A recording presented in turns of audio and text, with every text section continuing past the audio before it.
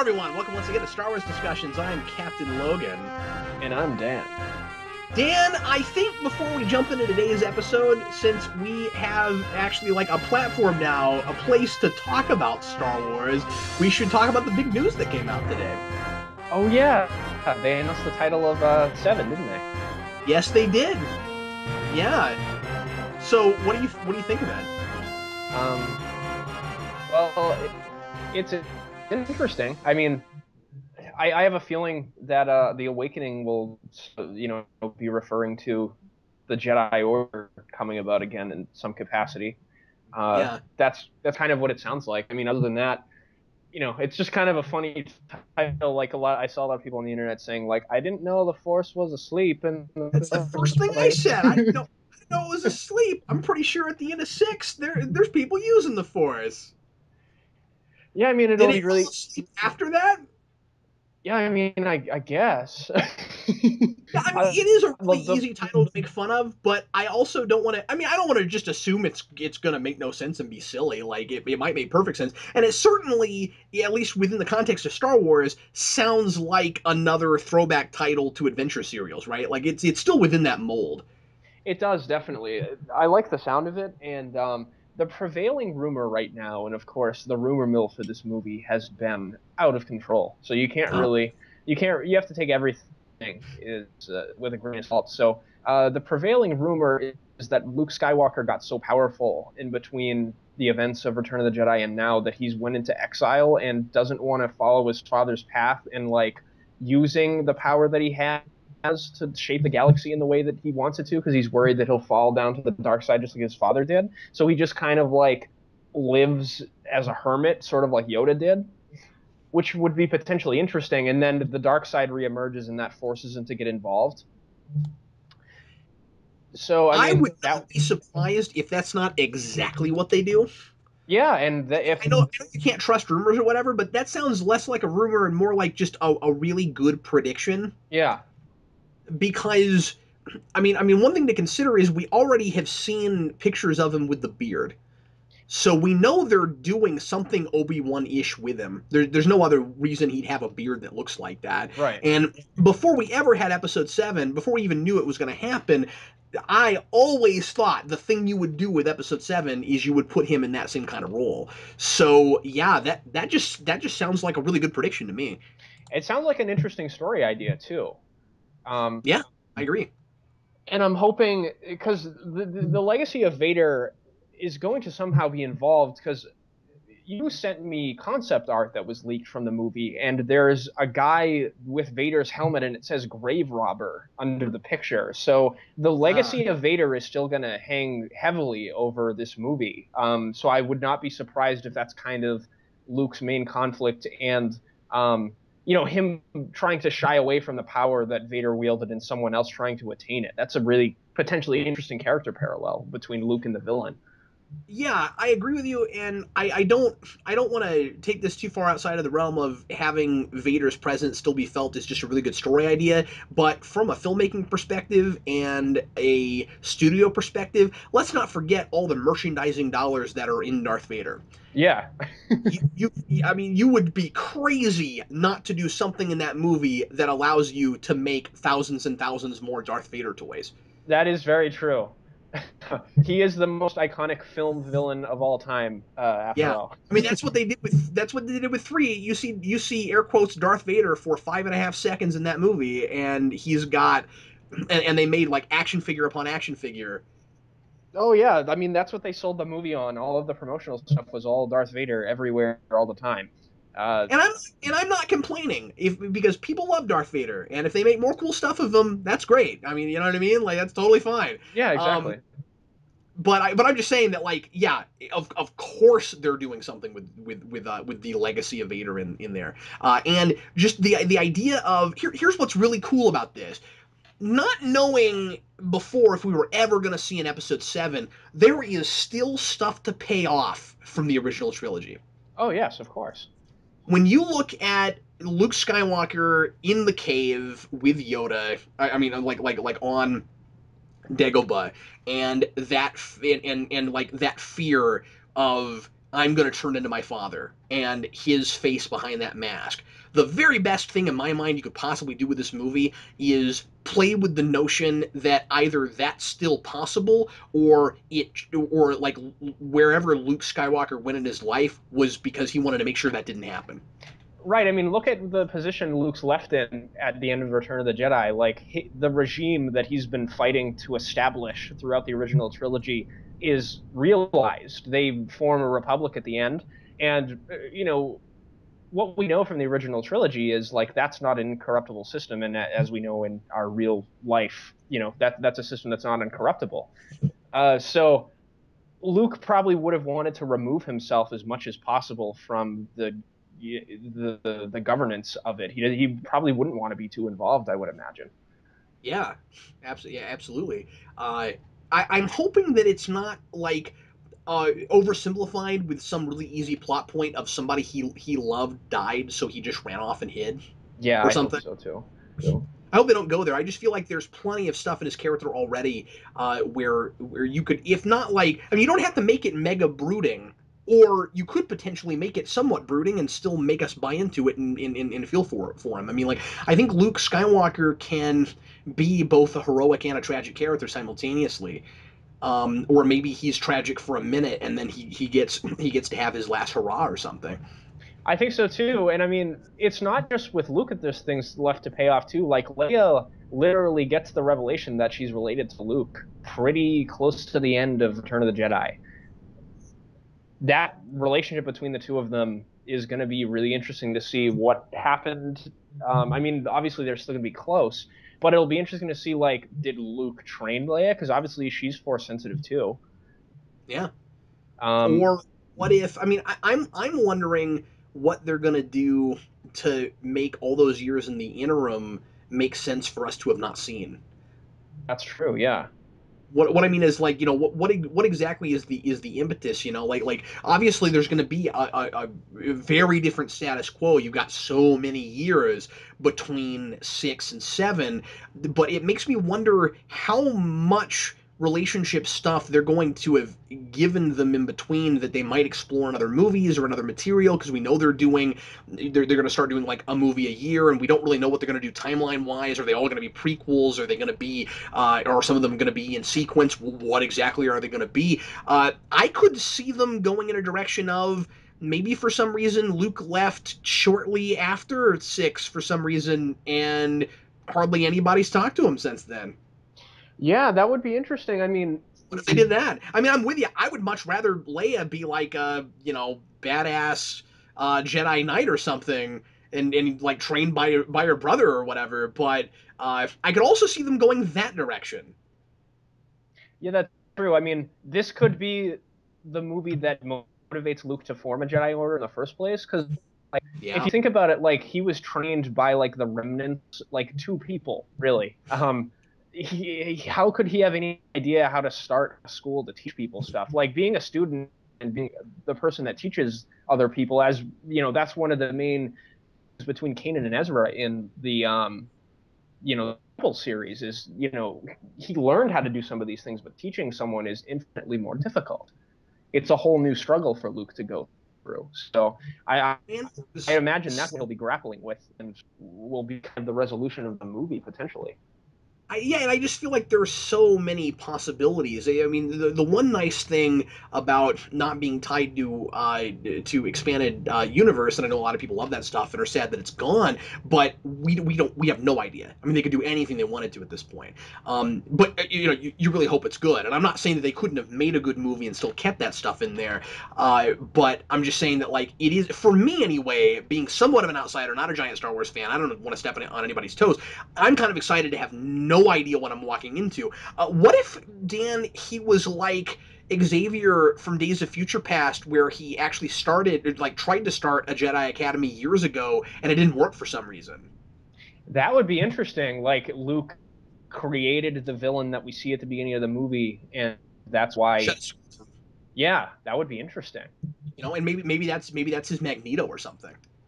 That would be really cool. I'm just speculating. Yeah, it would be really interesting, and I hope that.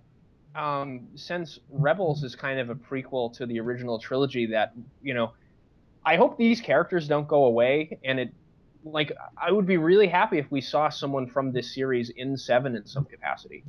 It'd be so interesting to see somebody play one of these characters in live action. I would be really surprised if you didn't at least see one of them like just as a cameo or something. Yeah, exactly. Like I Just loves its cameo characters, or it's just like what one character like for 5 seconds that then becomes a big character in something else. right, like I don't need them to be a main, character focus of any sort of solo or spin-off movie, but like I think it would be cool to at least have someone in there. Like there was someone in the comments of the last discussion episode that made the prediction that Ezra will be the villain of episode 7, and if they did that, that would be really interesting. Yeah, that'd be really nuts. Although the unfortunate part is then that would make Rebels a lot more prequely because we already know where he's going. Yeah, I mean, like I wouldn't be opposed to it just by the virtue of they'd kind of be doing Anakin Skywalker right if they pull it off. Yeah, if they pull it off. Yeah. Sure. I mean, they're already putting. If that were what they did, and I think that's a radical suggestion. Yeah, I don't think there's, like, at this point, I don't have enough information to say that it's even a possibility in the first place. But I think it would be so crazy bold of them to make a series, to make a cartoon show that used the major villain of that movie before we've even seen him. I mean, that would just, like, I've never seen anything like that. That would be a crazy move. Could be really super cool, but I mean, like, I'd be so surprised if they went there. yeah, I would too. And that's the cool thing about this, like you said, is just the surprise that we're gonna have going into this. I mean, I feel like they've been a lot more uh secretive about this than I had seen. Like, but before the Phantom Menace came out, for example, that was kind of like one of the first movies that we knew everything about it before it came out, like we do today with some of these comic book movies. Yeah. Well, and I felt like they were being sort of hush hush during some of the production, but then once they started putting out promotional stuff, Yeah, I mean, I haven't, to be honest, I haven't looked into it as thoroughly as maybe some people have.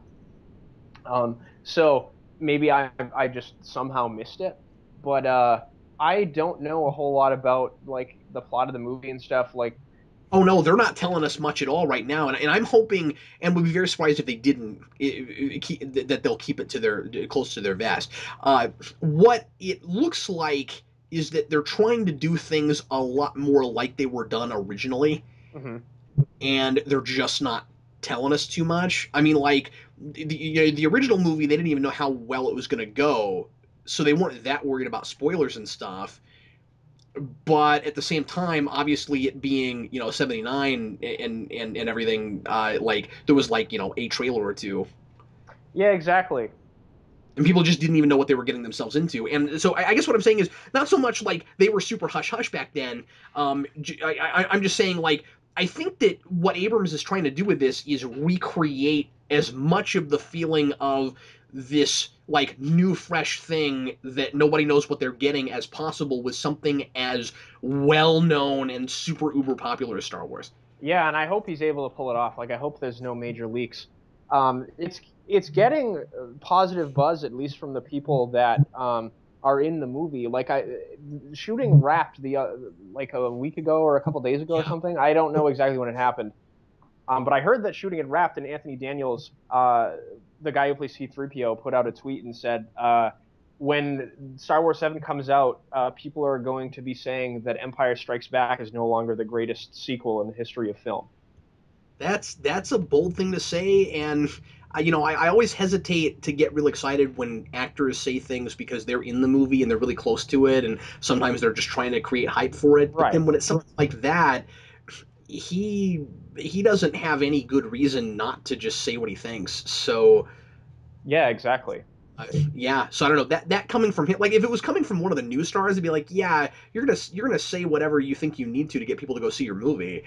But Anthony Daniels, yeah, I don't know. That's a better source. I think so too. That gives me cause to be even more excited than I am already. Obviously, I'm immensely excited for it, but I'm On the other hand, I don't agree with Leonard Nimoy on how great he thought '09 Star Trek was. So, that's and true. it is Yeah, directed by the same guy. that is true. And again, I'm not here just to bash that movie. I'm very excited about Abrams getting Star Wars. It's the thing I was really hoping would happen. I think his heart's going to be more in it, and we've got better writing talent, I think, on this. So, Oh yeah, absolutely. And the other thing that this really has going for it over Star Trek is that we're moving forward, we are. not a prequel. This is the next chat finally going forward. Yeah, I love that about it. I never thought I'd get to see a movie with the older versions of these characters, like what happened with them in the expanded universe novels and stuff, because they age a lot of those characters to be not like the ages that they are in this movie, but they do get like to be sort of middle aged and have children, and Han and Leia get married. Their lives continue much past the movies, and I've always liked that about the EU stuff, and we're finally getting something close to that in live action movies, which is crazy. Dan, I'm going to ask you one more question before we move on. Sure. So we're already 16 minutes in, and we haven't even begun to talk about Rebels yet. But once again, the show is called Star Wars Discussion, so we're still on topic. It's Star Wars. Uh, it doesn't matter what the title says. It's of the video today. It's Star Wars. Um, Dan, uh, what do you think are the odds that any of the main original three characters make it through all three movies? I think Han Solo is probably going to die in this movie. See, I keep thinking Luke Skywalker will. I don't. That would be the classic kind of Star Wars thing to do, right? Like like paralleling with Obi-Wan. Now he died in A New Yeah, Hope, and he becomes a Force ghost after that. Yeah, that's a possibility too. that's what I would do with it. I mean, like the fact that he has a beard immediately made me go, "Yeah, they're gonna kill him." See, and that, yeah, you're right. Like if I'm writing that movie, that might be what I would do too. We talk about this all the time. Like killing off characters that we love is good drama, but it breaks your heart. Like Luke Skywalker is my favorite Star Wars character, so it would make me really sad. But if they made it work, that would be, man, that'd be great. Well, see, we know, and I'm just gonna be silly for a minute. We know that Abrams loves homaging what came before. So what's gonna happen is we're gonna see Han Solo shoot first, no less than 4 times in this movie. In the second movie, he's going to have a child, like his whoever his kid is, get stuck in carbonite, and then he's going to rescue that kid in the third one, and then he's the one that's gonna fall off a pier and wind up in the belly of the Sarlacc beast. And Leia dies in the second one. Uh, I don't know, doing Yeah, something, doing recording a something. message. Obi-Wan, you're my only They didn't set their phasers to stun that time. Obi-Wan Force Ghost, you're my only hope. Anyway, all right, let's go ahead and go on to Rebels today. We just wanted to speculate a little bit about Episode 7 in Star Wars discussions, because, yay, that title came out, and I felt like talking about it. So, right now, before we go on to today's episode, let's answer a few questions and comments from the audience from last episode, what was the name of that one? The last episode was Rise of the Old Masters. Rise of the Old Masters, thank you. And the first one comes from Daniel Dunderdale, who says, "Hey Cap, do you think it's possible we'll see or even go to the Death Star in Rebels? I would bet you money." I hope so. We know, like they already did a special that had Darth Vader in the hour movie thing. I would be very surprised if we didn't go there. I mean, this takes place a number of years after 3, and they were constructing it at the end of 3. So I would assume it's probably either done or almost done being constructed. So yeah, I'd love to see them go to the Death Star and things like I that. would be surprised if, unless you think this is too on the nose, Dan, although us thinking that would not necessarily negate them from doing it. But do you think that they might do a plot somewhere down the line, maybe even in a second or third season, where our group in the Ghost goes there and tries to sabotage it?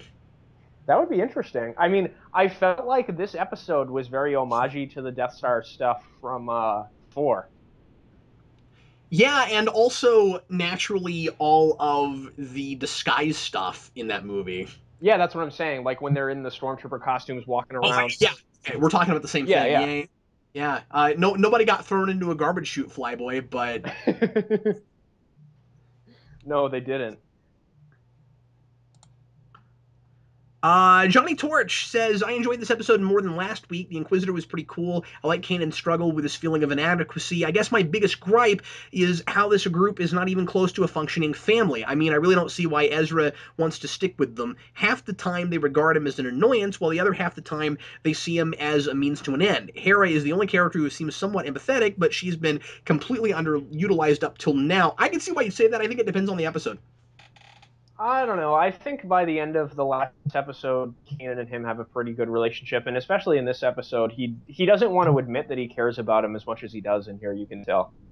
Oh, that's true, but he's saying that they're not earning that. I would disagree with that. I Okay. Okay. episode Where I will meet him, personally. where I'll meet him halfway, Dan, is that we had that character building episode with him and Zeb, and then last episode it seemed like all that was gone. They did regress that a little bit in some scenes. I thought I can agree with you there, but I'm I just saying that could have something to do with why he's saying that. yeah, that's potentially fair. Uh, let's see if there's anything else we want to answer here. I didn't like this is below 61. I didn't like how the first thing the Inquisitor did when he appeared was take out a lightsaber and start fighting. With a name like the Inquisitor, I would have liked his initial appearance to be a little more nuanced and a little more psychological. I'm laughing because I expect him to say, with a name like the Inquisitor, I kind of expect him to start asking a lot of questions. Perhaps using some kind of dark side mind game interrogation to bring out a weakness in Kanan or show insecurities so we see why he thinks he is ill-equipped to be a teacher rather than him simply telling us that. But his lightsaber was too cool for me to handle. I had to sit down. I get what Cap's saying about it being a bit ridiculous. If lightsabers keep getting more extravagant, at some point regular ones become outclassed and obsolete. But in the moment, it was very cool when it kept doing more things. I just have this great mental picture. Somebody who just loves Star Wars. Why that lightsaber is so amazing? I must sit down. That's awesome. I can totally see what he's saying. The fact that, as you said last time, Dan, it was a lightsaber duel with weight and meaning behind it, just made me happy because it's been a while since I've seen that. But I can see why he'd say that. I don't know. I think the Inquisitor was clever enough in the way that he made them like creating false like dissent propaganda, luring a prison with the dead body of a Jedi Master is kind of sadistic, and like an Inquisitor is a dude that roots out like people from the Spanish Inquisition, those who seek out heretics and slay them. That's kind of what an Inquisitor does. So I don't know. I I don't know. I thought it was fine. Yeah. So he's an assassin. Yeah, exactly. He's gonna go. He's gonna go for his weapon. Okay. Sir Vagabond. I can't believe neither of you commented on the line that was repeated a couple times. Does yours do that? Yeah, I thought that was pretty funny. Yeah, it was. Your episode title is wrong, Cap. Yeah. I gotta fix that. I was looking at the wrong part of the Wikipedia page. Red Letter Antilles, I agree that they should not have had him mention Yoda. Well, actually, I think we both agreed that you and I actually, Dan, I think agreed that Yoda had to come up. Yeah, I mean, at the beginning of the episode, we said that we were a little like, did we have to go there? But I think they earned it by the end because that's what the whole Yeah, episode well, was about. and as I said before, not to repeat myself, but at the time, I actually was not really okay with it until he said Yoda because I was like, oh boy, I hope he didn't just pull that out of nowhere. You know Right. what I mean? Yeah. Like, it has to be if you're going to use that. I mean, I could see somebody saying, could we just not go to the well? But if we're gonna go there, it's gotta be a line he got from Yoda. But anyway, he says especially because they mentioned the line in the Last of the Jedi series and actually give a reason as to why he has met Yoda. I mean, did every Jedi personally know the Grand Master of the Jedi? That's a good question. Oh, The way they're depicted in the prequels, I kind of get the sense that yeah, everybody does know Yoda. yeah, that's what I was gonna say. Like all of the incoming Padawans seem to have some sort of training session with Yoda. You know, I forget. I think it's in Attack of the Clones when somebody walks on him training all the little kids. So yeah. Yeah. Well, hey, let's go ahead and talk about today's episode. It's Breaking Ranks, and I thought that right out the gate, Dan, the notion of seeing kids being trained to be stormtroopers was instantly exciting and engaging for me. Yeah, I thought it was really cool. The Imperial Academy is a thing that's talked about by Han Solo in the original trilogy. He said that he used to be in the Academy, he dropped out and escaped. Oh, good call. I forgot about that. And there's a lot of talk about it, but in nothing that I've read or watched, I haven't seen it portrayed really. So I was really excited to see the inner workings of it and how they operate. And it was consistent with how I would expect the Imperials to train their soldiers, and it explains a lot as to why they're kind of incompetent. The thing that I liked the most about it was the way it reflected the change in Ezra's worldview. Hmm. How the Academy looks at things the way he used to, and tells him that the only way that you can survive and make it in war is to think about yourself and no one else. And they applaud him for taking out another cadet in order to defeat or to get through a training session. And then after that, he rescues another kid and reminds himself that this new family he's with has kind of changed him. And I found it really interesting that he was so easily able to convince them that he wanted to be there and that he wasn't a spy, because if the Empire had ever gotten to him early and for some reason offered him the chance to be in the academy, I kind of feel like before he met the rebels, he could have been completely brainwashed by them. I think so too. And you see that kid that never takes his helmet off, and he's kind of like what all those kids could have been, I think. Um, he's the one, even though he loses most of the exercises, he's the one that the officers don't say are dangerous. Like when Ezra is eavesdropping on them, they're like, "Oh, these people work together. They might be dangerous. We might have to get rid of them."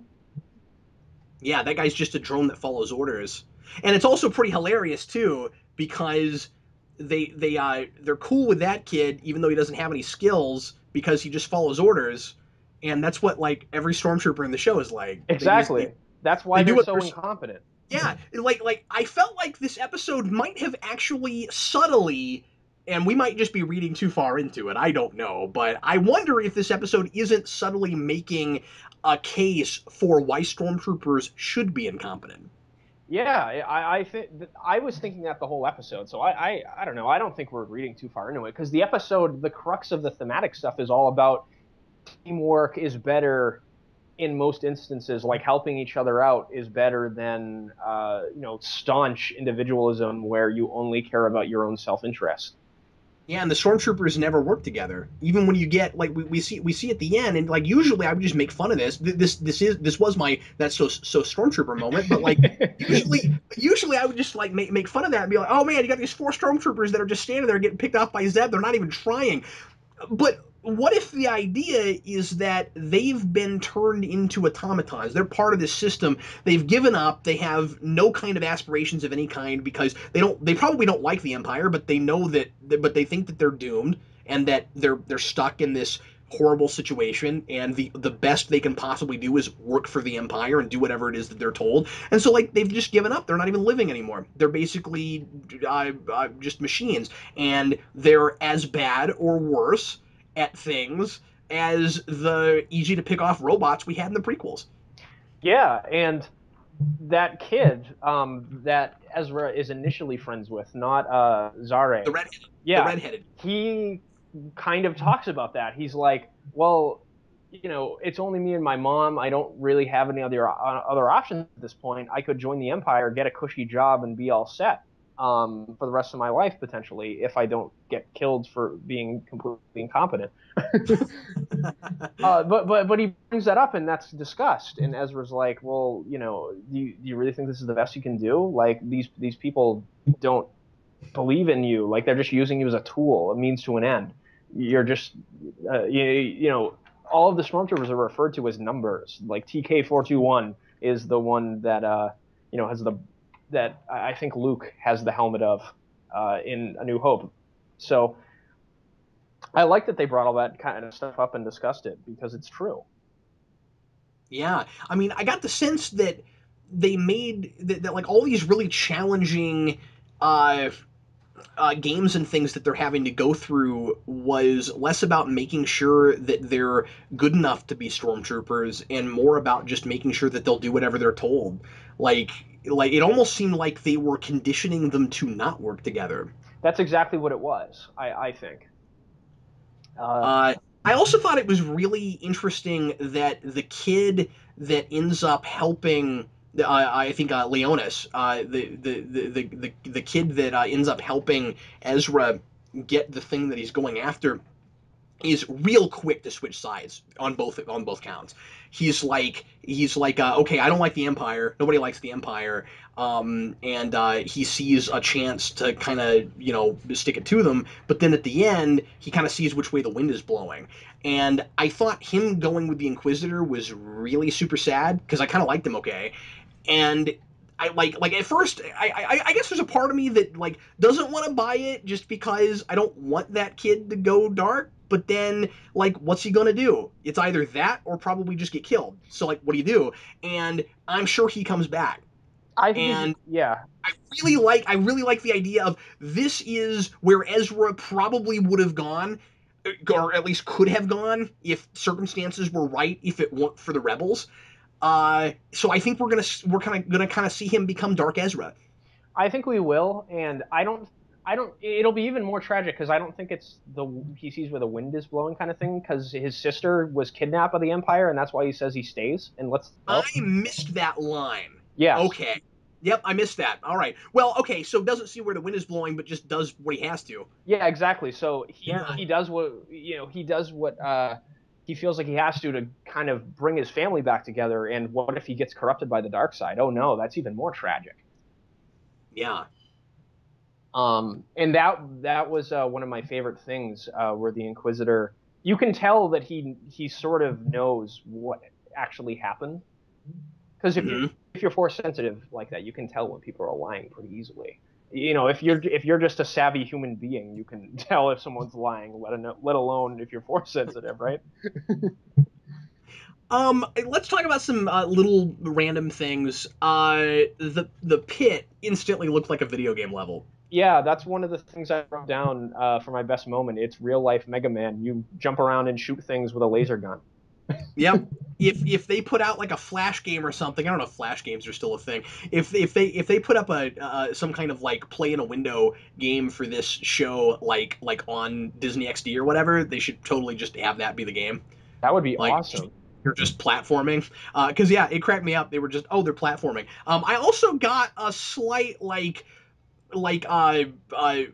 dark like Ender's Game vibe.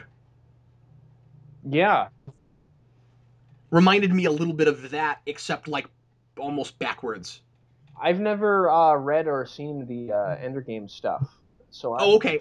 You should because you would like it a lot. It's very much up your alley. Oh, cool.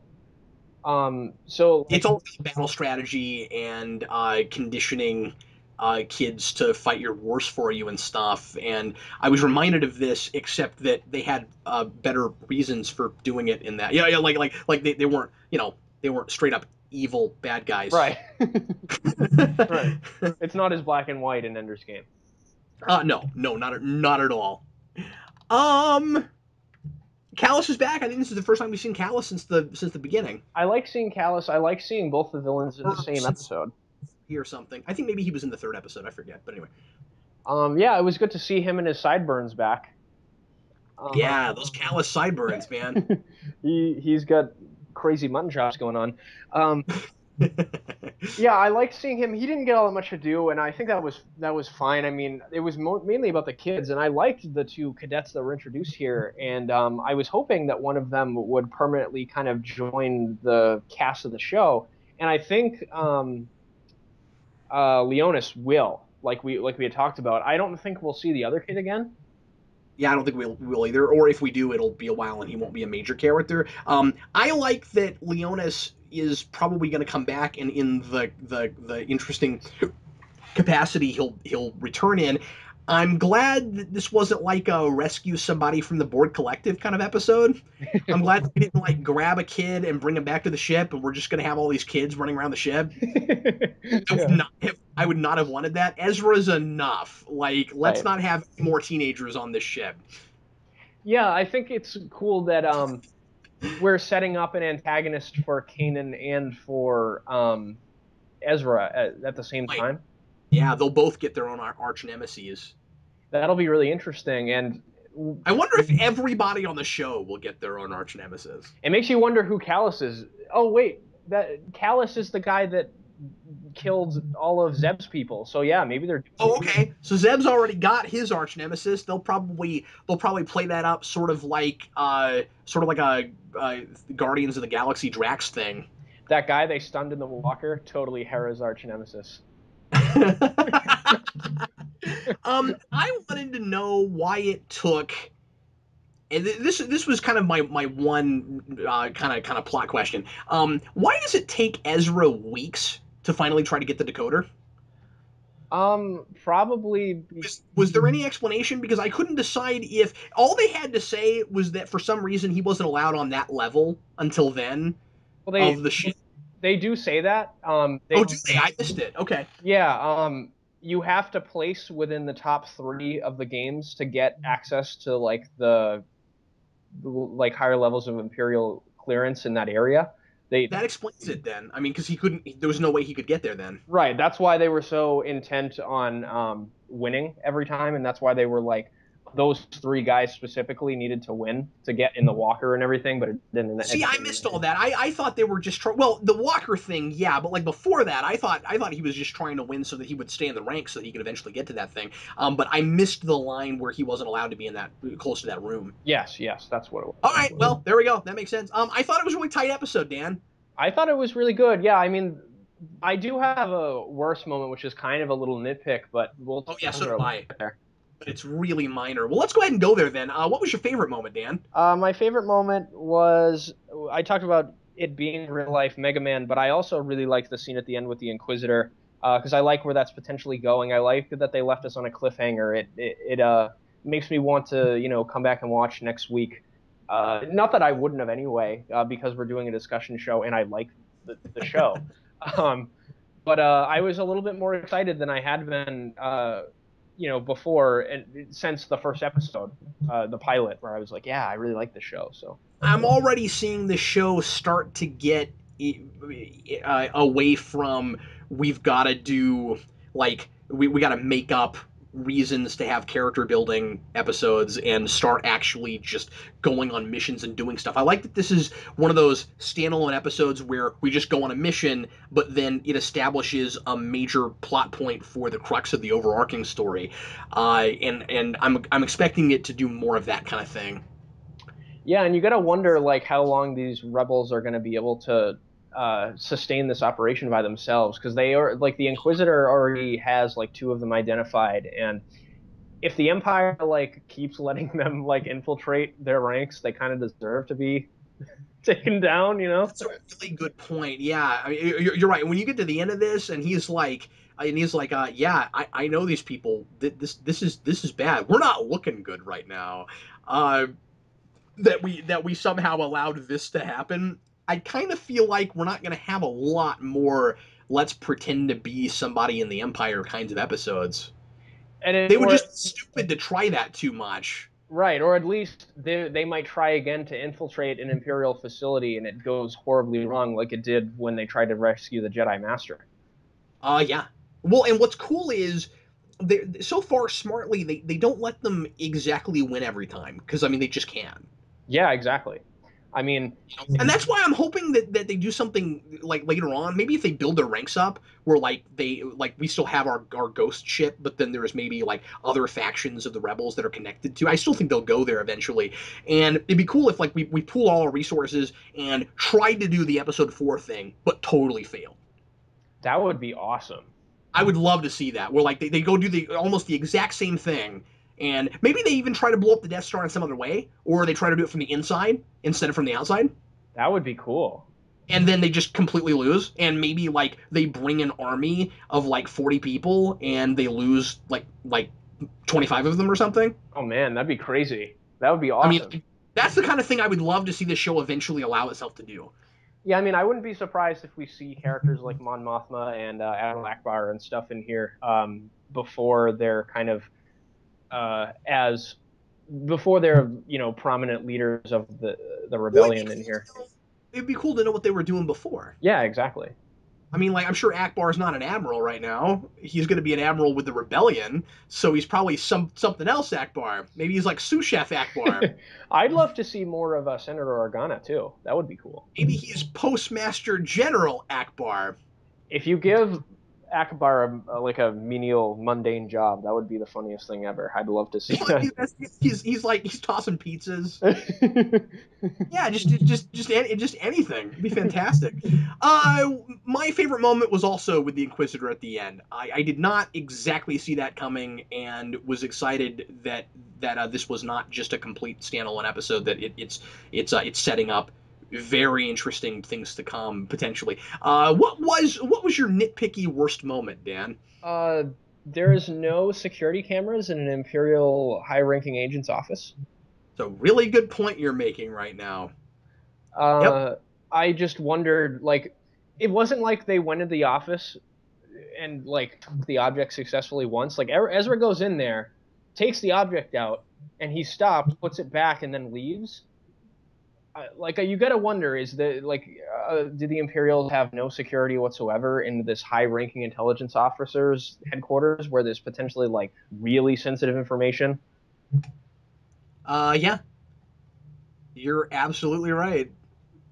I don't know. I just thought that was kind of strange. Like, yeah, I had this other like weird security measure where like this specific device will trigger security systems, but the fact that you went in the room in the first place would seem to me to be the problem. My worst moment is, I think, even less nitpicky than that. And I have a tendency to just get irritated sometimes by like really obvious writing stuff where I'm like, yeah, you could have handled that better. You weren't like, you were just being kind of sloppy because it's TV and you can get away with it. Kanan says the minute he gets that decoder, we yank him out of there, and Hera says, yeah, that's the plan. It doesn't make it necessarily immediately less intrusive exposition just because somebody is irritated that you're stating the obvious. You're still saying that just for the audience's benefit. I kind of think you could have given us that in maybe a more natural sort of way. Right, yeah, that's true. Did you have a favorite quote? My favorite line was, "Let's take a walk, shall we? I want to know everything about your former friends." It's good stuff.